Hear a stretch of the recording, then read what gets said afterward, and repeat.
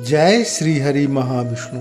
सनातन धर्म का लगभग प्रत्येक सनातनी भगवान की पूजा अवश्य करता है, परंतु पूजा का संपूर्ण फल उसे प्राप्त हो रहा है या नहीं।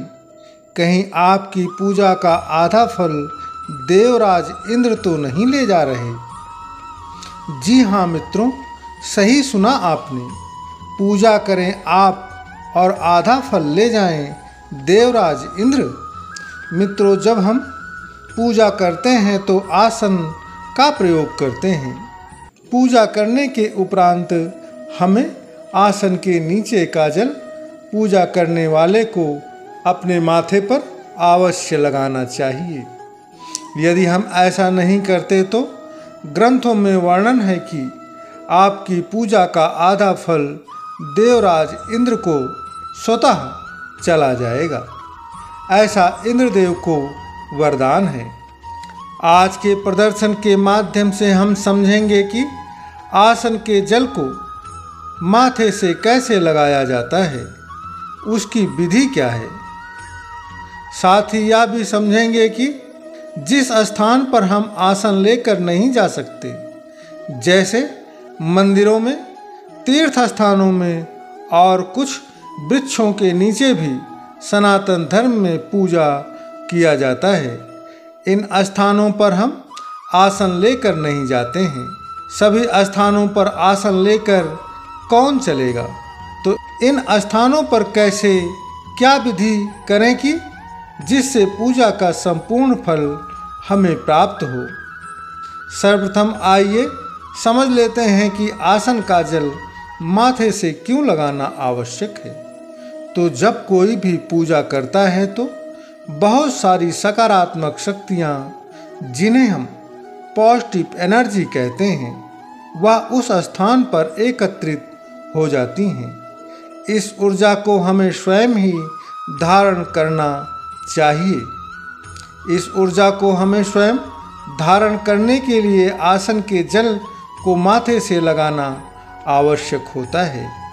ऐसा करने से वह समस्त ऊर्जा एवं शक्तियाँ फैलने नहीं पाती हैं या इधर उधर नहीं हो पाती हैं। ग्रंथों के मुताबिक यदि उस ऊर्जा को हम धारण नहीं करेंगे तो वह किसी और को प्राप्त होंगी या फिर व्यर्थ हो जाती हैं।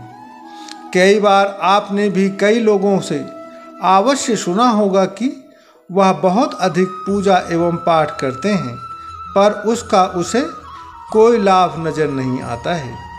तो इसी प्रकार छोटी छोटी गलतियों एवं विधियों के कारण हमें पूजा का पूर्ण फल प्राप्त नहीं हो पाता है। इसलिए छोटी छोटी बातों एवं विधियों का हमें ध्यान रखना चाहिए और पूजा के दौरान आसन का अवश्य प्रयोग करना चाहिए।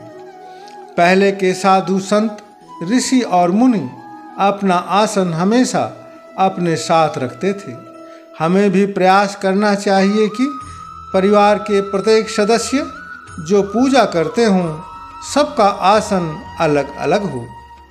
स्त्रियों के लिए ऊनी आसन उत्तम होता है और कुशा का आसन तो सभी के लिए सर्वोत्तम माना गया है। वहीं यदि कोई लकड़ी के आसन पर बैठकर पूजा करता है तो उसे दुखों की प्राप्ति होती है। इसलिए हमें कभी भी लकड़ी के आसन पर बैठकर पूजा नहीं करना चाहिए।